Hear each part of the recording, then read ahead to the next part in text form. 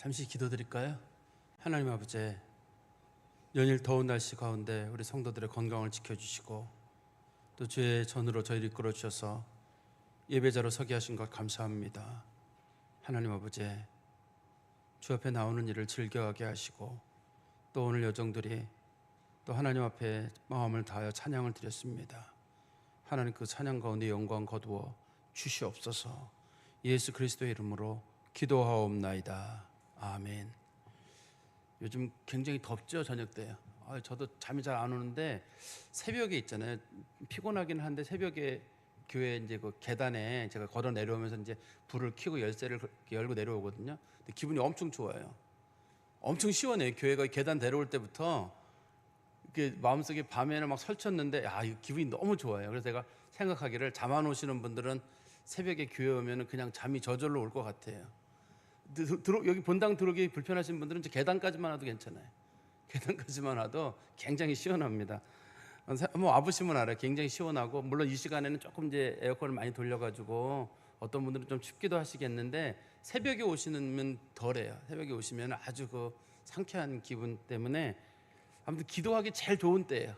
우리 성경의 표현으로는 은혜 받을 만한 때라는 그런 표현이 있잖아요. 지금은 은혜 받을 만한 때인 거 제일 좋은 것 같습니다. 오늘 읽었던 우리 사무엘상 1장 19절부터 마지막 절까지 말씀을 통해서 서원을 갚음이라고 하는 제목으로 하나님 말씀을 전하겠습니다. 제가 선교를 갔다 왔기 때문에 2주 정도 지나서 제가 앞부분에 나와 있는 내용을 조금 좀 정리해 드리고 오늘 말씀을 전하겠습니다. 성경 앞부분에 나오는데요, 엘가나가 레위 지파, 특별히 이제 그핫 자손의 사람입니다. 그 에브라임 땅에 살고 있었거든요.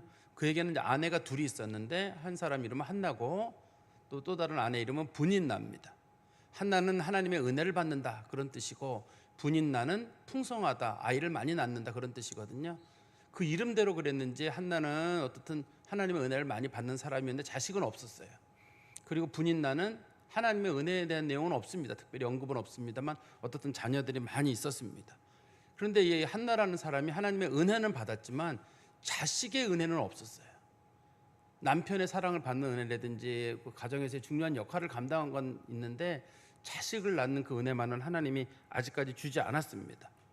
그래도 특별히 이제 남편 엘가나가 한나를 사랑했기 때문에 그 가족들이 하나님 앞에 감사 예물을 드릴 때, 그럴 때마다 그 분깃 중에 일부를 가족들에게 나눠줄 때는 한나에게는 꼭 2배를 줬어요. 근데 그거를 바라보고 있던 분인나가 화가 났습니다. 그래가지고 이제 한나에게 약을 올리기 시작하고, 성경적 표현으로는 그 소리를 지르고 불쾌하게 만들었다 이렇게 하고 있거든요. 그래서 한나가 그것 때문에 참 견디기가 어려웠습니다. 근데 성경을 잘 살펴보다 보면 그게 하나님께서 한나에게 주신 은혜예요. 그 마음을 굉장히 힘들게 하셨거든요. 그래서 한나의 마음속에 우리 흔한 말로 오기가 생기게 됩니다. 나한테 꼭 어떻게든지 내가 아들을 얻고 말겠다. 요즘 같은 경우에 어떤 인공적인 방법을 얻을 수 있는지 모르겠는데 그때는 그냥 하나님만 바라볼 때였거든요. 다 하나님만 바라볼 때이기 때문에 하나님 앞에 오기가 생겨가지고 하나님 앞에 기도하지 않을 수 없는 상황. 그래서 어떤 결심을 하게 되냐면, 하나님 아들 주십시오. 주시기만 하면 내가 바치겠다. 사실 이 약속 원래 하면 안 되거든요. 원칙적으로는. 왜 하면 안 되냐면, 자기가 이게 아들을 바치고 나면 자기가 아무것도 없어요. 원래대로 돌아가는 거거든요. 그래서 그런 약속을 하면 안 되는데, 지금 여기서는 너무 고통스러운 상황이니까 어떻든 하나님 주시기만 해라. 그럼 내가 아들을 바치겠다. 이제 그런 결심을 하는 상황이 된 거죠. 그래서 이제 가족들이 매년마다 이렇게 그 하나님의 그 성막에 있는 실로에 와가지고 예배를 드리는데, 그날 식구들이 다 예배 드리고 감사 예물 드리고 식사를 나눠 먹고 있는데, 특별한 날 어떤 날 하루 한나가 같이 식사를 하지 않고 용기를 내서 하나님 앞에 갔습니다. 그냥 마음에 결심만 하던 게 아니라 이제는 직접적으로 실행을 하기 위해서 갔어요. 가보니까 그 성막 문 앞에는 그 당시에 대제사장이었던 엘리가 거기 앉아 있고, 한나는 몰래 들어가가지고 이제 조용한 소리로 기도를 했습니다. 소리를 바깥으로 안 내고 정말 하나님 앞에 그냥 간절한 마음으로 자기 원통한 마음을 하나님께 아뢰거든요. 성경에서는 그걸 하나님 앞에라는 표현을 쓰는데, 다른 거 보지 않고 하나님만 봤다는 뜻이에요. 다른 상황 전혀 고려하지 않고, 얼마나 다른 사람을 고려하지 않았는지 그것을 지켜보고 있던 엘리가 너 왜 술 먹고 돌아다니느냐, 술 당장 끊어라 할 정도로 엘리에게 오해가 생길 만큼의 어떤 그런 시간이었던 것 같아요. 집중하는 거랑 성경에는 뭐라고 되어 있냐면 오래 기도했다고 되어 있거든요.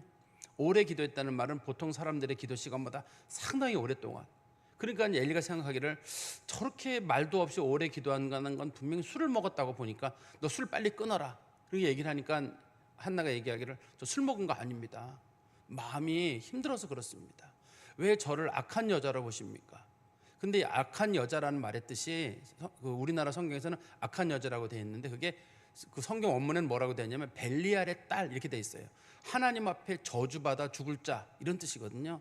그러니까 그 엘리가 했던 욕이 얼마나 큰 건지 그냥 술 먹었다는 정도가 아니라 너는 진짜 하나님 앞에 완전히 그냥 이게 제정신이야. 너 같은 건 하나님 앞에 버림이나 받아라. 이 정도의 큰 말입니다. 술 먹지 말라는 말 정도가 술 먹는다는 말 정도가 아니라 그 속에 들어있는 뜻이 굉장히 큰 말이었던 거예요. 그러니까 이제 한나가 얘기를 한 거죠.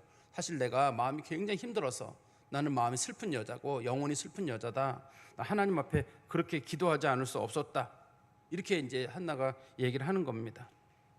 그리고 나서 하나님 앞에 자기의 상황을 다 고백하고 나서 이제 오늘 본문에 보면 이제 한나가 돌아가게 되거든요. 근데 한나가 돌아가기 전에 그때 그 엘리가 보통 사람들에게 했던 그런 신앙적인 권면이 있습니다. 하나님께서 내 기도를 들으시기를 원한다. 그랬는데 그 얘기를 한나가 하나님께서 자기에게 주시는 응답으로 받아들였어요. 이게 제가 첫날쯤에도 말씀드렸었고 두 번째 때도 말씀드렸었는데요. 이게 기도한 사람들의 마음의 태도예요. 우리 아까 권사님께서도 그런 기도하셨잖아요. 우리들의 신앙이 더 깊어지기를 바란다 이렇게 이제 기도를 하셨었는데 우리가 신앙이 더 깊어졌는지를 어떻게 아냐면 그냥 하나님 앞에 맡길 수 있느냐의 정도예요. 맡길 수 있느냐. 지금 한나가 성경에 뭐라고 되어 있냐면 한나가 그 기도하고 나서 엘리야에게 왔고 난 다음에 그 사람부터 다시는 그의 얼굴에 근심이 없었더라 이렇게 돼 있어요. 그 쉽지 않잖아요. 그러니까 그 사람은 난 기도했어. 하나님이 하실 거야. 다 맡기는 마음. 그러니까 신앙의 깊이라고 하는 것이 하나님 앞에 맡기는 사람의 마음의 정도가 아닌가. 이제 여기서 그러면 사람들이 그럴 거거든요. 아, 응답이 안 되면 어떡할 건데. 한나가 마음이 편했던 이유는 주시지 않으면 그것도 하나님의 뜻이고 주시면 하나님의 뜻이고 이 두 가지를 다 받아들일 수 있는 마음의 자세가 있는 겁니다. 그러니까 꼭 주시는 거에 대한 믿음만 있는 게 아니라 주시지 않으면 그것도 하나님의 뜻이 있을 것이다. 그런 마음으로 그걸 받아들였던 거예요. 그러니까 우리가 어떤 일에 기도할 때 사람들이 하나님 주시리라 믿어 기도할 때 보면 너 안 되면 어떡할 건데. 근데 기도하는 사람들은 안 되면 나 그거 하나님 뜻으로 받아들인다. 우리 인생은 다 되는 게 아니잖아요. 우리 인생 가운데 한 50% 정도는 안 되거든요. 잘 되는 일이 반이 있고 안 되는 일이 반이 있거든요. 그거를 받아들이는 마음의 자세가 한나에게 나타나는 좋은 모습인 것 같아요. 저도 성경을 읽으면서 하나님 앞에 기도하고 마음 편하게 돌아가는 그 모습이 참 신앙인의 모습이고 그게 하나님 앞에 가까워진 표가 아닐까 싶습니다. 이제 오늘 본문에서는 그 한나의 기도가 한나가 하나님 앞에 기도했는데 하나님이 그 기도에 응답을 하셔서 아들을 주시게 됩니다. 근데 우리는 생각하기를 한나가 응답을 받았다 이렇게 끝나잖아요. 근데 지금 한나가 약속을 했거든요. 하나님이 주시면 저도 이렇게 하겠습니다라고 약속을 했어요. 그 두 가지가 같이 가야 되거든요. 우리가 대부분 어떻게 생각하냐면 하나님 주신 거 감사합니다 그래놓고 내가 했던 약속들은 다 잊어버리는 거예요. 내가 했던 약속들이 있잖아요.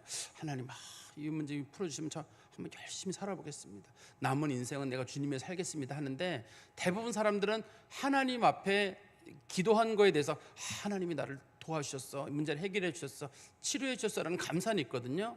근데 하나님께서는 기다리고 이 본문의 말씀 하나님 기다리시거든요. 자, 그러면 네가 나한테 약속한 건 언제 지킬 것이냐. 하나님 앞에 뱉은 말들은 그만큼 힘이 있어야 되고 약속을 지켜야 되잖아요. 우리 한번 성경 말씀 보시겠어요? 민수기 30장 2절, 민수기 30장 2절입니다. 사람이 여호와께 서원하였거나 결심하고 서약하였으면 깨뜨리지 말고 그의 입으로 말한 대로 다 이행할 것이니라. 하나님 앞에 어떤 약속을 했다 그러면 말을 굉장히 조심해서 해야 되지만 기본적으로 했다 그러면 그거 기억하고 잘 지키는 거예요. 그런데 우리 문화는 거짓말이 용인되는 사회예요. 우리는 거짓말이 흉이 아니에요. 별로 우리 사회에서. 만약에 어떤 사람이 성폭행을 저질렀다. 사람들은 난리를 펴요. 어떤 사람이 살인을 저질렀다. 난리를 핍니다. 근데 거짓말 한 거에 대해서는 사회적으로 뭐 그럴 수도 있지 이렇게 그러거든요. 근데 성경에서 하나님은 당신이 증거를 댈 수 없는 사회이기 때문에 거짓말을 하는 것, 속이는 것, 이게 큰 죄 중에 죄예요. 성경에서 살인이나 간음이나 그것보다 큰 죄 중에 속해, 이 거짓말하는 죄가요. 성경에서는 그러기 때문에 사람들이 우리 성경에 나오는 사람들은 그 약속을 꼭 지키는 면이 있고, 그렇기 때문에 예수님께서 뭐라 했냐면 쉽게 맹세하지 마라. 나는 이렇게 할 거예요. 쉽게 하지 마라. 당장 내일 무슨 일이 있을지. 야고보서에 보면 그런 표현이 있잖아요. 나는 내일은 먼 도시에 가서 내가 장사를 할 것이다. 제발 약속하지 마라. 내일까지 네가 살아있을지 어떻게 알고, 거기까지 갈지 어떻게 아느냐. 내가 하나님의 은혜가 있으면 이렇게 하고, 은혜가 있으면 이렇게까지 하겠다라는 식으로 거기에 말을 집어넣어야지, 나는 이렇게 할 거다 저렇게 할 거다 이런 식의 약속을 쉽게 하지 말라고 하거든요. 근데 우리 사회는 제가 볼 때 좀 이렇게 거짓이 아무튼 용인되는 사회고, 거짓말하는 사람이 부끄러워하지 않아요. 뭐 굳이 정치인들만이 아니라 우리 사회의 대부분 사람들이 그 거짓말을 자주 하는 이유는 말에 대한 책임이 별로 중요하다고 생각하지 않기 때문에 그런 것 같아요. 저 사람한테 말해도 저거는 우리 둘인데 어차피 말이랑 흩어지고 끝나잖아요. 무슨 뭐 공증 서류를 쓰거나 무슨 법적 서류를 쓴 게 아니기 때문에 흩어지고 끝나고, 나 기억이 안 나, 말한 적 없어, 야 네가 잘못 들었어, 그거 내가 기억이 안 나, 나 기억 안 나, 이러면 끝나는 일인데, 성경에서는 어떻든 하나님한테 했던 약속들은 꼭 지켜야 되는 거예요. 그 사람하고 한 약속도 마찬가지입니다. 이스라엘 백성들이 사람끼리 약속을 할 때 어떻게 하냐면 양이나 소나 이런 동물의 배를 반을 갈라요. 배를 반을 가릅니다. 가른 다음에 내가 만약에 약속을 지키지 않으면 내가 너의 배를 갈라도 되겠느냐, 그거를 히브리어로 카라트 베리테라고 합니다. 약속을 맺는다는 뜻이에요. 그럼 그 사람이 내 배를 반 갈라라, 그럼 약속이 성립되는 거예요. 그게 말로다 약속인데, 이게 약속이 문서상 약속보다 훨씬 더 힘이 있습니다. 왜냐하면 이 약속은 하나님 앞에 하는 거기 때문에 그래요. 근데 오늘 본문에 보면 이제 한나가 자기가 하나님 앞에 받았던 그 약속을 시행하게 돼요. 근데 우리 본문의 맨 끝에 이런 표현이 있잖아요. 한번 28절에 보세요. 28절에 보시면 27절 28절에 보세요. 이 아이를 위해 내가 기도하였더니 내가 구하여 기도한 바를 여호와께서 내게 허락하신지라. 하나님이 약속을 지키셨습니다. 그래서 28절입니다. 그러므로 나도 여호와께 드리되 그의 평생을 여호와께 드리나이다. 나도 약속을 지킵니다. 하나님이 약속을 지키셨기 때문에 나도 약속을 지키는 거예요. 이게 하나님 앞에 언약을 지키는 자들의 태도거든요. 하나님이 내게 뭘 해주시고, 하나님은 사랑하시고, 하나님은 내게 뭘 하시고 하는데, 성경은 뭐냐면 그러면 너는 하나님 위해서 무엇을 하느냐. 하나님이 예수님께 나를 사랑하셨습니다. 그분이 나를 위해 죽었습니다. 성경은 뭐라고 하냐면 그러면 너는 예수를 위해 무엇을 할 것이냐. 아니, 그분이 나를 위해 돌아가시고 구원하시면 끝이지, 내가 뭘 해요. 아무것도 하지 말고 다 은혜라면서요. 그러니까 은혜를 받은 삶을 어떻게 살 것이냐. 아니, 그냥 구원받으면 그걸 끝 아니에요. 그게 구원파예요. 구원받으면 끝.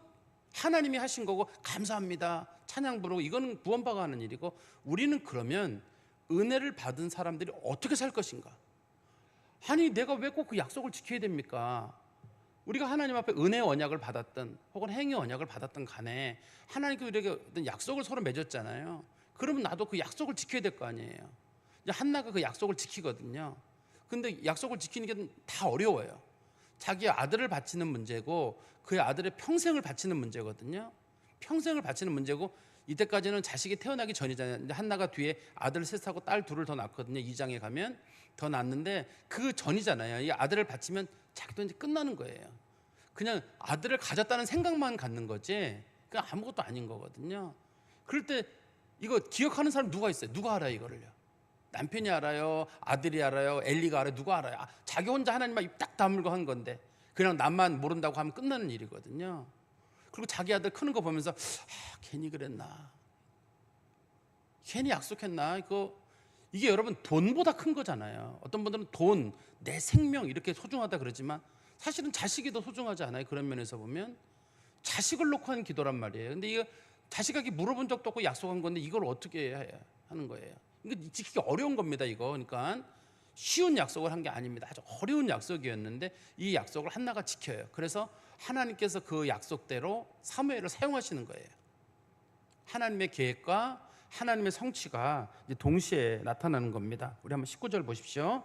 그들이란 말은 엘가나, 한나, 분인나, 그 분인나의 자식들까지 다 마찬가지예요. 그들이 아침에 일찍이 일어나 여호와 앞에 경배하고 돌아가 라마의 자기 집에 이르니라. 엘가나가 그의 아내 한나와 동침함에 여호와께서 그를 생각하신지라. 여기 보니까 아침에 일찍 일어났다는 말은 기도 딱 끝나고 난 다음에 한나가 기분이 엄청 좋았어요.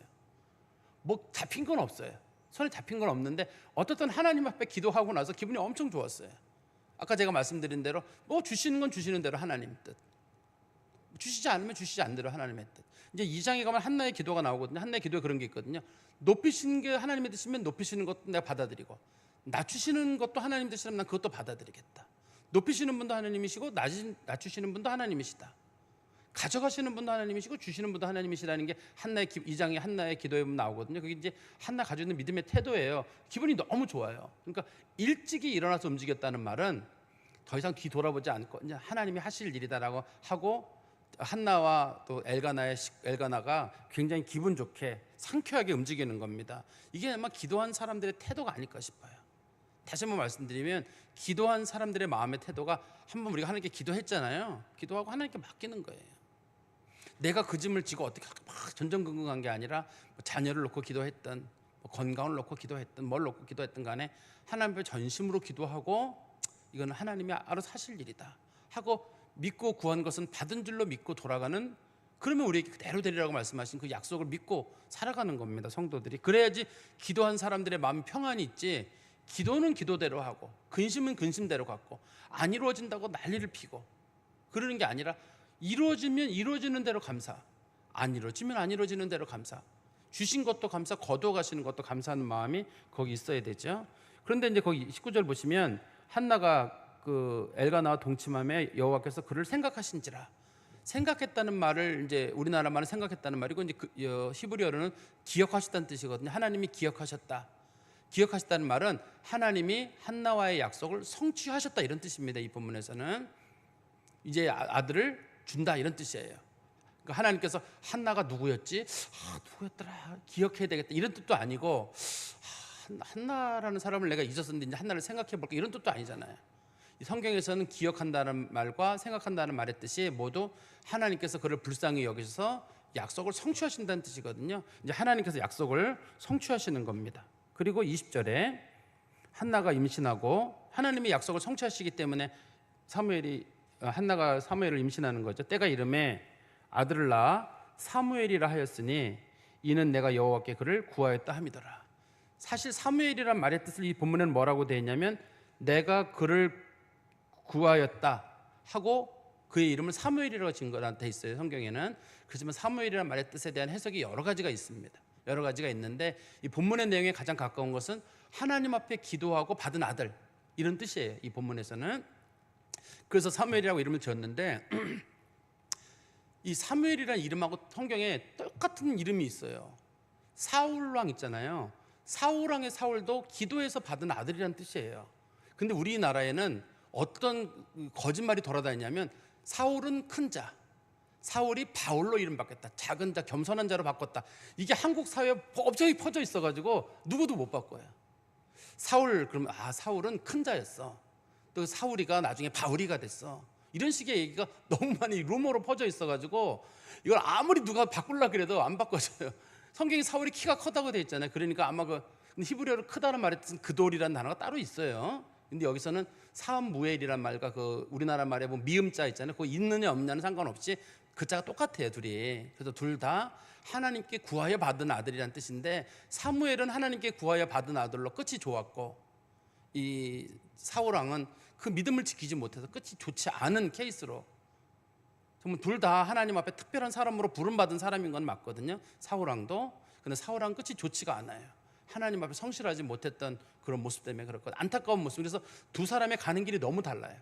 한 사람의 가는 길은 하나님께 구하여서 그 가는 길이 아름답고, 한 사람은 하나님께서 구하여서 낳은 아들이긴 한데 이 아들은 끝이 하나님 앞에 온전히 순종하지 못해서 사울왕이 그 하나님 앞에 버림받을 때 사무엘이 굉장히 후회하고 울었다고 돼 있거든요. 성경에 보면.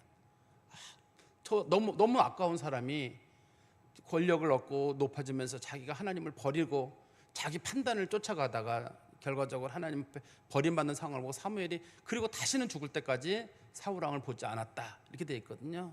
그러니까 두 사람이 동시대 사람이잖아요. 지금 둘 다 하나님 앞에 그 기도해서 얻은 아들인데 그 아들들이 둘 다 가는 길이 너무 좀 다르게 성경에 설명이 되어 있습니다. 그러니까 여기 본문에 보면 어떻든 하나님께서 한나를 기억하셔가지고 한나와의 그 기도를 다 들으시고 그 약속을 성취하신 거거든요.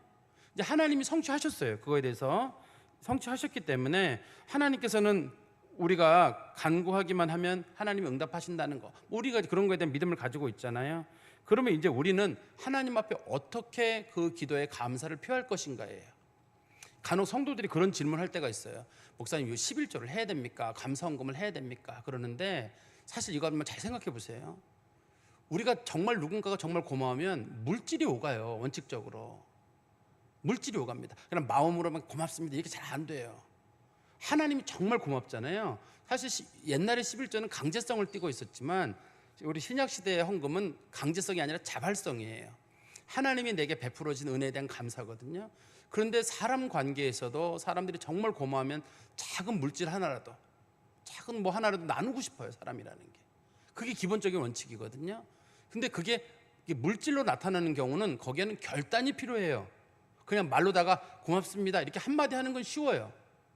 그런데 내가 저분한테 이번에는 무슨 5만 원짜리 뭐 하나 선물해 줘야 되겠다, 10만 원짜리 뭔가 할 때는 그거는 내가 가지고 있는 돈의 범위 내에서 내가 나름대로 좋은 선물을 할 때는 상당히 무리해서 하는 경우가 있을 수가 있거든요. 그러니까 그만큼은 그건 결단이 필요한 거예요. 그러니까 말로 하는 건 쉬운데 결단이 어려워. 그래서 하나님 앞에 우리가 예물을 드릴 때에도 사실 넉넉하신 분들은 뭐 편안하게 막 드리는지 모르겠는데 어떤 분들은 참 여러 번 기도하고 그리고 작은 5만 원짜리 뭐 만 원짜리 하나 낼 때도 그냥 그 속에 기도와 간구를 담아서 거기다 드리는 거예요. 그래서 저는 우리 성도들이 11조 생활을 왜 하냐 할 때 그냥 하나님 앞에 감사하시면 하세요. 감사헌금도 감사할 일이 있을 때도 그냥 나 이번에 뭐 좋은 일이 있었는데 이러지 마시고 감사도 물질로 작은 금액이라도 표시하는 게 그게 그만큼 그 사람이 감사에 대한 결단이 들어있다는 뜻입니다. 그게 작은 결단이 들어있다는 뜻이기 때문에 이거 그냥 뭐 마음으로 표현하는 거 이상해요. 사람 관계에서도 마찬가지잖아요. 물론 하나님이 돈 좋아하는 분 아니에요. 돈 좋아하는 분 아닙니다. 돈 달라고 하시는 분도 아니시거든요. 그거 뭐 우리가 11조 안 내고 감사헌금 안 된다고 해서 하나님께서 뭐 어떻게 돼 그런 거 아니에요. 근데 사람이 감사를 표현할 때 제가 그런 생각이 들어요. 감사를 표현할 때 정말 감사할 때는 뭔가 하나님께 뭐 드리고 싶은 마음이 생겨요. 기분이 좋아요. 이게 드리고 나면 왠지 기분이 좋아요. 내가 하나님 앞에 이렇게 좀 쉽지 않은 상황에 이렇게 한번 결단을 내렸더니 좋구나 이런 마음이 들거든요. 어떻든 한나와 하나님과의 관계에서 하나님은 먼저 약속을 성취하셨는데 이제는 한나가 하나님 앞에 약속을 성취해야 될 시점입니다. 이제 21절부터 마지막까지가 이제 한나가 약속을 성취하는 과정이거든요. 21절입니다. 그 사람 엘가나와 그의 온 집이 여호와께 매년제와 서원제를 드리러 올라갈 때 이 식구들이 매년제를 원래 드렸었어요. 서원제는 원래 안 드렸었습니다. 이 가족들이 서원제는 안 드렸는데 서원을 하고 나서 그때부터 가족들이 서원제도 같이 드렸나 봐요. 앞부분에 보면 매년제를 드렸을 때 매년제가 주로 화목제입니다. 감사제예요. 그걸 드리고 나서 음식을 나눠 먹었잖아요. 근데 보통 가족들에게는 1씩 나눠주고 한나에게만 2배를 줬단 말이에요. 그게 이제 매년제가 문제가 돼가지고 지금 군인 나가 열받아가지고 한나를 공격을 하는 바람에 지금 한나가 기도까지 간 거였거든요. 근데 여기 이제 서원제까지 더해졌어요. 그래서 이제 한나가 서원하고 나서부터는 서원하는 거로 끝난 게 아니라 그 자기가 서원을 하나님 앞에 서원하고 하나님이 아들을 주신 거에 대한 감사예요. 그래서 이 서원제도 감사제입니다. 여기서는 감사의 마음으로 한나가 하나님 앞에 서원제를 드리게 되죠. 그런데 다시 성경에 보시면 우리 성경 22절에 오직 한나는 올라가지 아니하고 그의 남편에게 이르되 아이를 젖대거든 내가 그를 데리고 가서 여호와 앞에 뵙게 하고 거기서 영원히 있게 하리이다 하니 그의 남편 엘가나가 그에게 이르되 그대의 소견에 좋은 대로 하여 그를 젖대기까지 기다리라 오직 여호와께서 그의 말씀대로 이루시기를 원하노라 하니라. 이에 그 여자가 그 아들을 양육하여 그가 젖대기까지 기다리다가 이렇게 나오잖아요. 그러면 한나가 왜 올라가질 않았을까? 원래대로는 뭐 한나가 아들 데려갔다고 문제되는 건 아니잖아요. 한나가 하나님 앞에 아들을 이렇게 바치게 해달라고 기도를 했잖아요. 하나님 달라고. 그리고 자기가 아들을 바치겠다고 약속을 했거든요. 그리고 지금 서원제도 드리고 있어요. 자기는 안 가지만 서원제는 드리고 있거든요. 지금 하나님 감사합니다고 감사원금을 남편 편에 보내는 거예요. 그런데 제가 생각할 때 왜 한나가 가지를 않았을까? 더 궁금해가지고 주석책을 좀 찾아봤는데 너무 궁금한 건 설명이 없어요. 너무너무 궁금할 때는 야, 저거 좀 누가 딱 풀어줬으면 좋겠다 싶은데 저는 그게 궁금한데 이게 이제 실력 있는 주석가들은 그게 별로 궁금한 사건이 아니었는지 답이 없어요. 제가 그 말씀을 준비하면서 고민해봤어요. 왜 안 갔을까? 제 생각해보기를 한나가 하나님 앞에 뭐라고 약속을 했었냐면요. 한번 보세요. 앞부분에 보시면 한나가 이렇게 약속을 했었어요. 여기 보세요. 11절에 1장 11절에 보시면 서원하여 이르되 만군의 여호와여 만일 주의 여종의 고통을 돌아보시고 나를 기억하사 주의 여종을 잊지 아니하시고 주의 여종에게 아들을 주시면 내가 그의 평생에 그를 여호와께 드리고 삭도를 그의 머리에 대지 아니하겠나이다. 여기 보면 젖되기 전이라는 표현이 없어요. 아들 주면 즉시 바친다고 약속을 했거든요. 이 사람이 아들을 주시면 즉시 바치겠다고 약속을 했습니다. 이 본문에서 약속을 했기 때문에 자기가 하나님 앞에 자기 아들을 데리고 가면 그 약속이 이루어져야 돼요. 자기가 가든 자기 아들이 가든.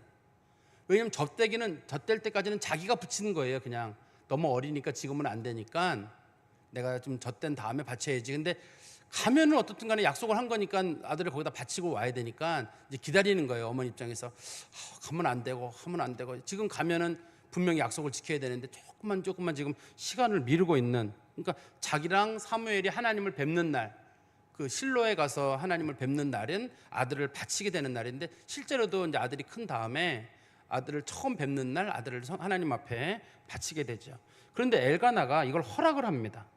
엘가나가 다시 우리 보시면 엘가나가 어떻게 허락을 하냐면 23절에 그의 남편 엘가나가 그에게 이르되 그대의 소견에 좋은 대로 하여 그를 젖되기까지 기다리라. 오직 여호와께서 그의 말씀대로 이루시기를 원하노라 하니라.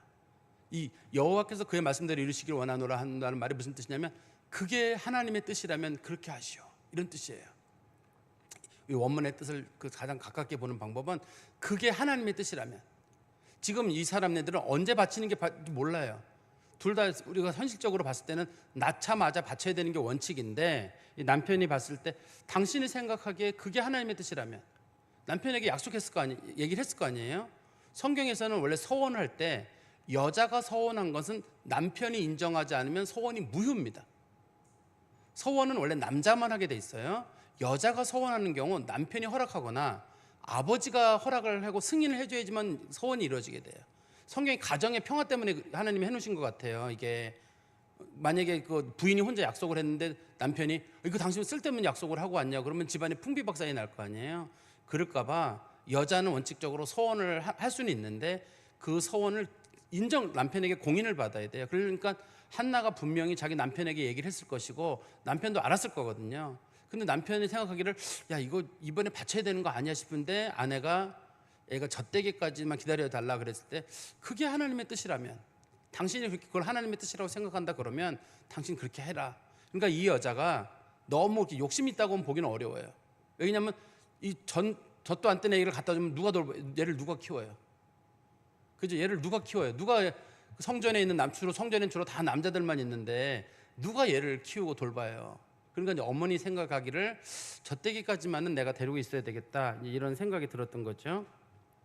그리고 이제 젖되고 난 다음에 올라가서 이제 바치게 되죠. 다시 성경 말씀에 보시면 24절에 젖을 뗀 후에 그를 데리고 올라갈 때 수소 3마리와 밀가루 1에바와 포도주 1가죽부대를 가지고 실로 여호와의 집에 나아갔는데 아이가 어리더라. 여기 보니까 지금 성경에 보니까 뭐뭐 바쳤다고 되어 있냐면 여기 보면 숫소 3마리, 밀가루 1에바, 포도주 1가죽부대를 바쳤다고 되어 있거든요. 당시에 이거 우리가 민수기 15장 8절에 보시면 서원제 갚는 그 제물이 나옵니다. 한번 보세요. 민수기 15장 8절, 9절, 10절인데요. 민수기 15장 8절, 9절, 10절입니다. 번제로나 서원을 갚는 제사로나 화목제로 수송아지를 예비하여 여호와께 드릴 때에 소제로 고운 가루 10분의 3에바. 잘 들어보세요. 수송아지를 바치라고 돼 있고 그 다음에 밀가루는 10분의 3에바를 바치라고 돼 있어요. 그리고 그 수송아지와 함께 드리고 전제로 포도주 반 흰을 드려 여호와 앞에 향기로운 화제로 삼을지라. 세 가지를 드리게 돼 있죠. 원칙적으로 수송아지를 바쳐라. 수송아지를 바쳐라. 그 다음에 밀가루는 10분의 3, 우리식 표현으로는 3분의 1이라는 뜻입니다. 이게 3분의 1 에바를 바쳐라. 보통 경우 이제 그 3분의 1 에바가 22리터, 23리터입니다. 이게 보통 경우 우리로 말하면 한 말 정도 되는 양이에요. 그 정도 되는 양인데 그거를 원래 밀가루를 같이 바치게 돼 있거든요. 그다음에 한 흰이라고 불려지는 것, 한 흰은 보통 3.8리터예요. 우리 저 페트병이 보통 1.5리터니까 그런 거 한 2개 이상 되는 그런 양인데, 옛날 기름 짜는 기술이 많지 않았기 때문에 주로 올리브 기름이거든요. 그거 하나님 앞에 바치려면 상당한 정도의 돈이 들어가는 일입니다. 그런데 여기 보니까 숫소 3마리, 밀가루 한 에바, 포도주 한 가죽 부대를 바쳤다고 돼 있어요. 이게 이제 우리가 보고 있는 히브리어 성경책에는 이렇게 돼 있는데, 우리가 왜 히브리어 성경책을 그리스어로 번역한 성경책을 70인역이라고 하거든요. 거기에는 이게 뭐라고 돼 있냐면 3년 된 숫소 1마리를 바쳤다고 돼 있어요. 근데 숫소 3마리랑 3년 된 숫소 1마리랑이 히브리 언어나 그리스어로 글자를 어떻게 읽느냐에 따라 달라요. 이렇게 봐도 맞고 저렇게 봐도 맞아요, 이게. 그래서 이거를 1마리를 바친다고 주장했던 사람들은 왜 1마리라고 주장을 하는 거냐면, 뒤에 보세요. 25절에 그들이 숫소를 잡고, 여기 숫소란 말이 단수로 돼 있잖아요. 그러니까 이게 위에 있는 것들이 이게 숫소가 3마리가 아니라 1마리였을 것이다. 그리고 여러분, 감사제를 드리는 조건에는 어떻게 감사제가 되냐면, 오늘 내가 감사제를 드리고 내일까지 고기를 먹고 셋째 날까지 고기를 먹게 되면 저주를 받아요. 감사제는 제물을 하나님께 바쳤어요, 첫날. 둘째 날까지 그 남겨진 고기를 먹어야 돼요. 안 먹으면 저주를 받아요. 그래서 감사제는 많이 드린다고 좋은 게 아닙니다. 내가 만약 소를 10마리 드리고 싶다. 10마리 드리려면 그거를 나눠 먹을 수 있는 사람 10명을 구해야 돼요. 이 소 10마리를 나눠 먹을 수 있는 사람. 그런데 이 집 식구들은 많지 않잖아요. 엘가나가 있고 한나가 있고 분인나가 있고, 그 다음에 애기 사무엘이 있고, 분인나 자식들 몇 명 있잖아요. 이 사람네들이 소 3마리를 잡아먹기에는, 이틀 동안 먹기에는 너무 양이 많잖아요. 양이 많으니까 어떤 분들이 이거 70인역을 따라서 소 1마리랑 그 다음에 하나님 앞에 바쳤다고 하는 게 더 맞을 것 같다. 그게 이제 먹는 음식과 같은 해도 맞는 것 같다 그러는데, 그거는 제가 볼 때는 그 70인역 그렇게 보시는 분들과는 다르게 저는 성경 말씀이 여기 맞다고 보거든요. 여기 맞다고 보는 이유는 아까 민수기 15장 8절에 보면 수소가 아니라 송아지라고 돼 있거든요. 이게 소는 큰 거지만 수송아지는 작은 거거든요. 작은 송아지이기 때문에 이 상아지를 나눠 먹는 일은 소 1마리 먹는 양만큼 될 거거든요. 그래서 이거는 충분히 주변에 있는 사람들과 나눠서 먹을 수 있기 때문에 그렇게 보는 게 훨씬 좀 맞을 것 같아요, 내용상으로는. 그렇지만 이 본문에 보면 에바라든지, 이 본문에 보면 에바가 원래 10분의 1을 바쳐야 되는데, 여기 보면 한 에바를 바치거든요. 한 에바를 바치는 걸 보니까 3마리를 바친 게 맞죠. 원래 1마리를 바칠 때 10분의 3 에바를 바치게 돼 있거든요. 근데 여기 보니까 3마리를 바쳤기 때문에 그 한 에바를 바치게 됩니다. 3분의 1, 3분의 1, 3분의 1을 더해가지고 그 한 에바를 하나님을 바치게 되죠. 그 다음에 이제 우리가 여기 논쟁거리가 하나 있습니다. 어떤 거냐면 24절 맨 끝에 보시면, 실로 여호와의 집에 나아갔는데 아이가 어리더라. 이게 이제 성경에서 가장 어렵게 볼 수 있는 것 중에, 어려운 규절 중에 한 가지예요. 자, 그러면 사무엘, 우리가 이제 요즘은 많지 않은데 옛날에 차에 보면은 어린 사무엘 기도하는 장면이 차마다 붙어 있었어요. 기억나세요? 옛날 버스에 보면은 아저씨들이, 교회 다니는 분들이나 아닌 분들이 웬만하면 어린 사무엘 기도하는 장면을 붙여놓고, 절 다니는 분들은 간혹 뭐 불상 같은 거 붙여놓는 건 봤는데, 대부분 어린 사무엘 이렇게 기도하는 장면 기억나시죠? 잠결이지만 기억은 나실 거예요. 그렇게 어린 사무엘이 그렇게 돼 있었는데 기도하는 장면이 있었어요. 그래서 우리는 사무엘이 몇 살에 거기에 갔느냐를 이제 고민거리인데요. 성경에 보니까 젖된 후에 데리고 왔다 이렇게 돼 있단 말이에요. 그러면 젖을 몇 살에 뗐느냐 도대체? 그럼 이스라엘에서는 보통 젖되는 나이는 서너 살이에요. 보통 서너 살까지가 젖되는 나이라고 하거든요. 그러면 서너 살에 그러면 사무엘이 가서 거기서 그럼 뭐 하느냐 도대체? 사무엘은 레위인이거든요. 레위인은 성막에 가서 사무엘이 오줌 싸고 똥 싸고 기저귀를 차고 돌아다녔대더라. 이럴 수는 없어요. 성막에서 일하는 레위인들은 나이가 정해져 있거든요, 원칙적으로. 성막에 이런 사람들은 나이가 정해져 있기 때문에 그렇게 함부로 무슨 뭐 어린애가 가가지고 성막을 섬길 수는 없어요. 생각해 보세요. 우리는 생각할 때 우리가 생각하는 사무엘은 어떤 거냐면 조그만 그 성전이 하나 있는데 거기에 나이 많은 목사님 엘리라는 목사님이 있고 아들 둘이 엉망인 아들이 있는데 사무엘이 그 나무로 된 그런 바닥 같은 데서 늘 모여 혼자 기도하고 있고 우리 막 이런 거 생각하잖아요. 근데 성전에 있는 도구들은 너무 귀중한 거기 때문에 나이 든 사람도 못 만지고 너무 어린 사람도 못 만지도록. 원래 성전에 섬기는 레위인은 기본 연령이 30살이에요. 성경에 보세요. 한번 성경에 보시면 나옵니다. 민수기 4장 2절 3절 보세요. 민수기 4장 2절 3절입니다. 레위 자손 중에서 고핫 자손을, 이 고핫 자손이라는 게 사무엘이 고핫 자손이에요. 고핫 자손을 그들의 종족과 조상의 가문에 따라 집계할지니 곧 30세 이상으로 50세까지 회막의 일을 하기 위하여 역사에 참가할 만한 모든 자를 계수하라. 성막에서 일하는 사람의 나이는 정해져 있습니다. 30살에서 50살까지예요. 왜 이렇게 정해놨냐면 30살 이전이면 너무 가벼워서 안 되고 50이 넘으면 힘이 없어 안 되고, 그래서 그렇게 나이를 정해놨어요. 그런데 성경에 보면 또 다시 조금 지나서 나이가 바뀌게 됩니다. 민수기 8장 24절을 보세요. 민수기 8장 24절에서는 나이가 줄어들어요. 레위인은 이같이 할지니 곧 25세 이상으로 회막에 들어가서 복무하고 봉사할 것이요. 30살 이상으로 해봤더니만 너무 인원이 부족했던 것 같아요. 처음엔 30살로 했다가 이거에 대해서도 여러 가지 논쟁이 있습니다만 어떻든 위에 거는 4장이고 이건 8장이니까 몇 장 안 되잖아요. 그 사이에 나이가 5살이 줄어들었거든요. 그럼 왜 5살이 줄어들었냐에 대해 두 가지가 있습니다. 하나는 인원을 셌는데 너무 적어요. 섬길 레위인이. 그렇기 때문에 그러면 이거를 25살로 낮추자 이렇게 보는 분들이 있고, 또 한 분들은 아니다, 30살이 기본 연수고 앞으로 여기는 이 사람들은 수련 과정 5년 동안은 성막 들어가지 않고 주변에서 잡일을 하다가 5년 정도 이제 좀 잔뼈가 굵으면 우리 표현은 인턴이죠. 인턴으로 5년 있는 다음에 그리고 정식 제사장을 섬기자. 두 가지 뜻이 다 있습니다. 지금은 정확하게 무슨 뜻인지 모르지만 우리 주석을 하시는 분들이 보면 두 가지 뜻을 다 달았어요. 그러니까 막상 인원을 세봤더니 너무 적어서 25살을 했다는 거랑 아니면 예비 과정, 하나님의 성막을 맡치는 일이기 때문에 이게 너무 중요한 일이라 이거 5년 동안은 인턴 과정을 가져야 된다. 그래서 교회도 보면은 우리 교회는 전도사님들을 이렇게 뽑지만 상당히 큰 교회들은 전도사님들을 1년, 2년, 3년 동안 인턴 전도사님이라고 불러요. 중요한 일을 안 맡기고 뭐 이렇게 특히 주일학교 전도사님들 같은 경우 인턴 제도가 있습니다. 그래서 인턴 제도를 얼마 동안 하고 나서 주일학교 설교도 하고 뭐 봉사도 하게 하는 그런 교회들이 있거든요. 규모가 있는 교회들은 그런 식이라고 보는 경우가 있는데, 문제는 이 나이가 또 줄어들어요. 역대상 이스라엘 백성들이 이제 포로 후에 돌아와서 역대상을 기록하거든요.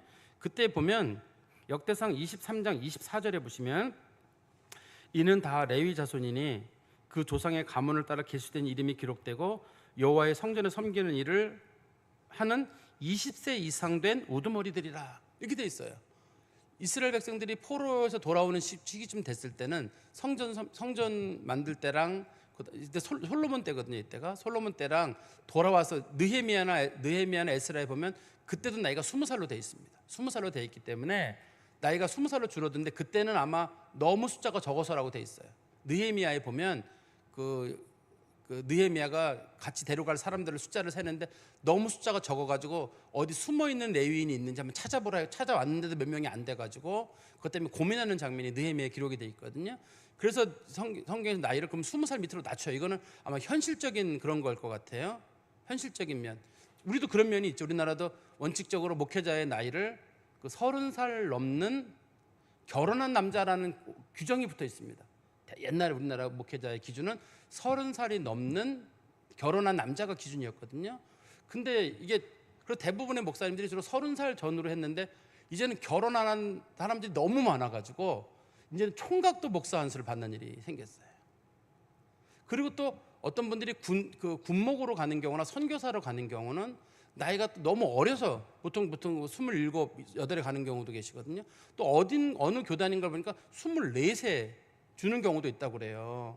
우리는 원래 대학원을 마치면 군목 줬는데 미리 안 주면 이게 또 다른 교단의 군목들하고 그래서 짬밥 때문에 싸운다고 미리 준대요. 그래서 24살 되면은 목사 안수를 주는 교단이 있답니다. 대부분 큰 교단들이 뭐 군목이 24살이 된다 그러더라고요. 요즘은요.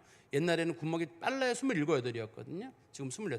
그러니까 현실적인 문제가 거기에 반영이 된 건데요. 성경이 반영됐다고 볼 수 있는데, 다시 한번 제가 조금 좀 말씀을 드리면, 우리의 생각 속에서는 사무엘이 여기 가려면은 우리 상상 속에서는 젖을 떼고 곧바로 가야 되거든요. 그러니까 이제 기저귀 겨우 떼면서 이제 그 둘이 흔한 얘기를 아이들 영어식 표현으로는 토들러라 그러잖아요. 걷기 시작하면서 이제 들어가야 되는데 걔가 거기 가서 뭘 하는 거예요.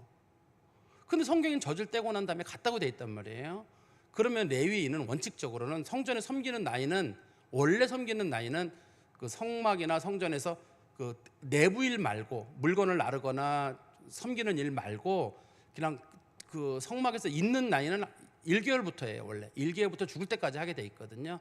그래서 그 기준을 적용한 것인지, 중요한 일이 아닌 경우는 1개월부터 가게 돼 있거든요. 그렇기 때문에 그걸 적용한 것인지, 아니면 정상적인 기준을 놓고 봤을 때 이 나이가 좀 더 먹었다고 봐야 될 것인지, 그럼 우리가 뭐를 고민해 봐야 되냐면 두 가지를 같이 고민해 봐야 돼요. 하나는 젖을 뗐다 할 때 그 말과 그게 몇 살인지, 보통 경우 최소한 서너 살이란 말이에요. 이건요. 그 다음에 뒤에 보면 24절에 아이가 어리더라 이렇게 돼 있단 말이에요. 그러면 어리더라는 말이 무슨 뜻인가? 우리 어리더라는 말을 한번 성경에 찾아보시면, 저기 예레미야서 1장 6절을 7절을 보세요. 예레미야서 1장 6절 7절에 보시면 똑같은 말이 나옵니다. 거기에 예레미야서 1장 6절 7절, 하나님께서 예레미야를 선지자로 부르셨거든요. 그랬더니만 예레미야가 하나님 앞에 하는 말이에요. 내가 이르되 슬프도소이다 주 여호와여 보소서, 나는 아이라 말할 줄을 알지 못하나이다 하니 여호와께서 이르시되 내게 이르시되 너는 아이라 말하지 말고 내가 너를 누구에게 보내든지 너는 가며 내가 내게 무엇을 명령하든지 너는 말할지니라. 이렇게 돼 있어요. 여기 보니까 어리다라고 돼 있는데, 그 예레미야가 선지자가 됐던 성인이거든요. 성인의 선지자가 됐는데도 예레미야가 자기를 어리다고 표현을 하고 있어요. 그 히브리어로 똑같습니다. 나하르라 그래서, 나하르란 말은 아기를 부르는 말이 아니라 청년을 부르는 말입니다. 성경에서는. 근데 번역을 어리다, 젖됐기 때문에 어리다고 번역을 한 거거든요. 그 다음에 우리 창세기 37장 2절을 한번 보세요. 창세기 32절에 보면 뭐가 나오냐면, 이제 요셉이 이제 총리가 되는 그런 과정을 여기 기록하고 있거든요. 요셉이 총리가 되는 과정을 기록하고 있는데요. 한번 보세요. 창세기 30장 2절에 보시면 야곱의 족본이 이러하니라. 요셉이 17세의 소년으로서 그의 형제들과 함께 양을 칠 때 그의 아버지 아내들 비라와 실바 아들도 덜불어 있었더니 그가 그들의 잘못을 아버지께 말하더라. 여기 보니까 17세가 소년이었다고 돼 있어요. 여기 보면요, 17세가 소년이라고 돼 있으니까 똑같이 이것도 히브리어로 나하르예요. 어리다고 돼 있거든요. 그러니까 성경에서 말할 때 어리다란 말의 뜻은 나이를 부르는 게 아니라 하나님의 전에서 섬기기에 적합한 나이, 그런 뜻이에요. 그러니까 예레미야도 그렇고 또 여기 요셉도 그렇고 하나님을 섬기기에 적합한 나이. 그래서 우리가 성경적인 나이를 알 수는 없어요. 정확히 몇 살인지 모르겠는데 성경적인 일반적인 나이로 봤을 때는 한 20살 전후가 아니었을까. 그게 성경적으로 우리가 접근하기 가장 좋은 겁니다. 그렇게 되지 않으면 너무 어린애가 가서 혹시나 실수로 성전에 있는 물건 기물을 파손한다든지 그렇게 되면은 큰 문제가 생기거든요. 그래서 이건 생각을 바꾸는 문제. 아까 사울 얘기했듯이 사울이 내가 큰 놈이라고 알고 있었는데 이름이 큰 자에서, 그래서 사울이가 바울이 된 거로 알고 있어가지고 그건 내 머릿속에 죽어도 안 바뀌는 거잖아요. 근데 사울이 바울로 바뀐 거는 성경에 보면은 사울이 구브로에 가서 자기가 첫 번째 전도한 사람이 서기오 바울이라는 사람이에요. 그래서 자기가 첫 번째 전도한 사람, 그 사람의 이름을 따서 자기 이름을 바꾼 거라고 성경에 기록이 돼 있어요. 그게. 그래서 자기 이름 서기오 바울 이름을 따서 바꾼 거란 말이에요. 그렇게 돼 있는데 뜻에 무슨 교만한 자, 뭐 낮은 자 그런 뜻은 전혀 없습니다. 거기에. 그런데 사울 왕의 이름도 이게 성경에서는 기도하여 받은 아들이라 이런 뜻인데 그게 언제부턴가 큰 아들이 된 건데, 여기도 보면 내 머릿속에 사무엘은 진짜 그 노란색 머리의 애가 조그맣게 어동통한 애가 이렇게 무릎 꿇고 기도하는 걔가 거기에 있어야 되거든요. 있어야 되는데 걔가 열 몇 살짜리 그 수염이 송송송 나고 사춘기 요즘 중2병 걸린 애들 같은 그런 애가 왔다 갔다 한다. 야, 이거는 왠지 안 받아들여질 것 같거든요.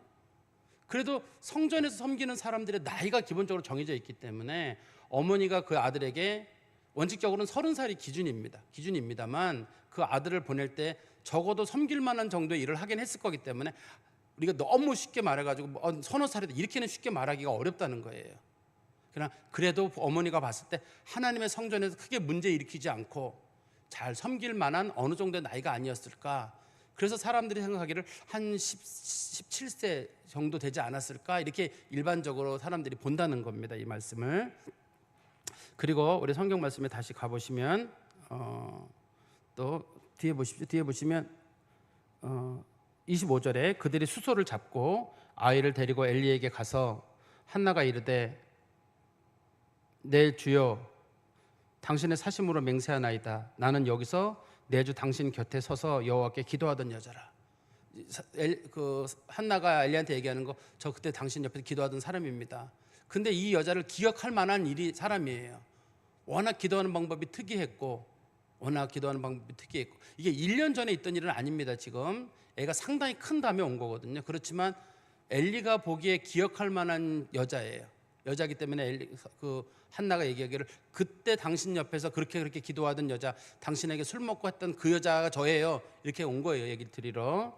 그리고 27절입니다. 이 아이를 위하여 내가 기도하였더니 내가 구하여 기도한 바를 여호와께서 내게 허락하신지라. 내가 하나님 앞에 기도했더니만 하나님이 주셨습니다. 그러니까 생명의 기본적인 원칙은 하나님이 주신다예요.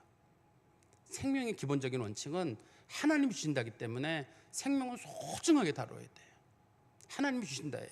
그걸 가지고 잘생겼다 못생겼다 필요 없다 필요 있다 이런 식은 절대 안 돼. 지금 우리 사회가 생명이 경시되잖아요. 자기 생명도 함부로 대하고 남의 생명도 함부로 대하고 그냥 어떤 땐 사람이 생명이 개만도 못하게 취급받을 때가 많아요. 사람들이 자기 개는 소중히 여기면서 사람들을 함부로 대하는 일이 많거든요. 절대 이건 안 되는 일이에요. 하나님 주신 생명이, 내가 만약에 사람의 생명을 가볍게 여기면 다른 사람도 내 생명을 가볍게 여길 거예요.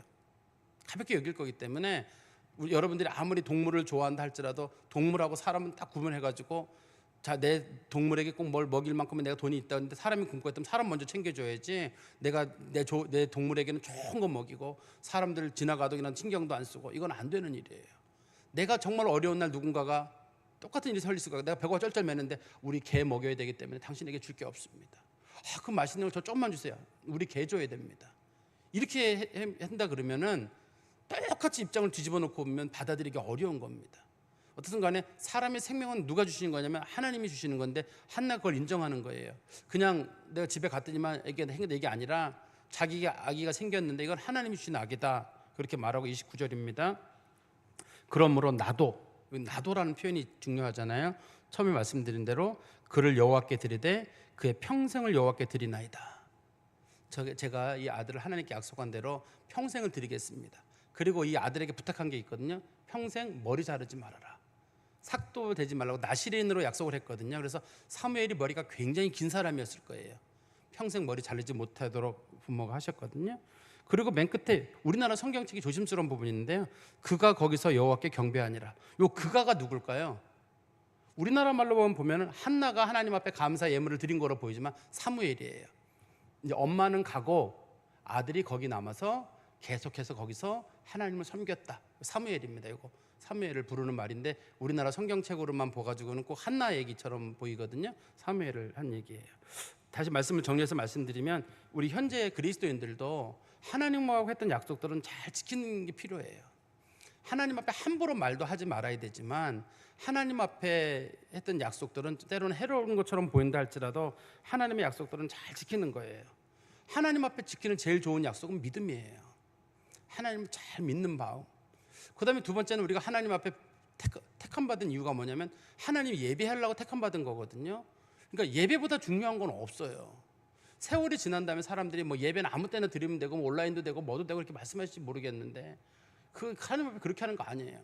하나님이 제일 기뻐 받으시는 건 항상 첫 번째는 믿음이에요. 하나님 제일 먼저 받으시는 선물은 믿음이고, 두 번째는 하나님 앞에 드리는 가장 좋은 약속에 대한 우리의 드리는 선물은 예배예요. 나를 택해 주시고 하나님 자녀 삼아준 것에 대한 감사가 예배고, 세 번째는 순종이에요. 하나님이 원하시는 삶을 살아가는 것.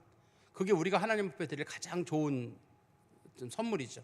우리가 하나님께 은혜를 받았으면 우리가 이 세 가지가 기본이에요. 먼저 하나님 말씀을 온전히 믿는 것, 예배의 삶을 사는 것, 그리고 순종의 삶을 사는 것. 하나님 앞에 약속했던 것들은 다 지키는 거죠.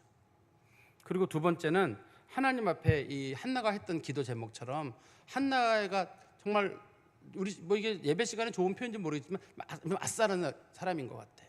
하나님 앞에 약속하고 하나님 기도하고 나서 딱 그냥 기분 좋게 하나님 앞에 기분 좋게 기도하고 돌아가고, 또 자기가 아침에 일찍 또 가가지고 딱 그냥 기도하고 하나님 해결하신다 믿고 가고, 또 중요한 결전의 순간에도 아들 딱 젖대는 순간 오니까 아들 하나님께 딱 바치고 그런 결단을 내리잖아요.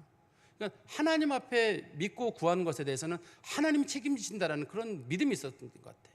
자기 아들 혼자 거기다 보내놓고 거기서 아들이 뭐 해요? 거기서 원칙적으로, 예? 원칙적으로 거기서 뭐예요? 그때 당시 실로 제도가 상당히 무너졌기 때문에 당시에 사람들이 하나님 앞에 11조나 그런 걸 바치지 않던 시대입니다.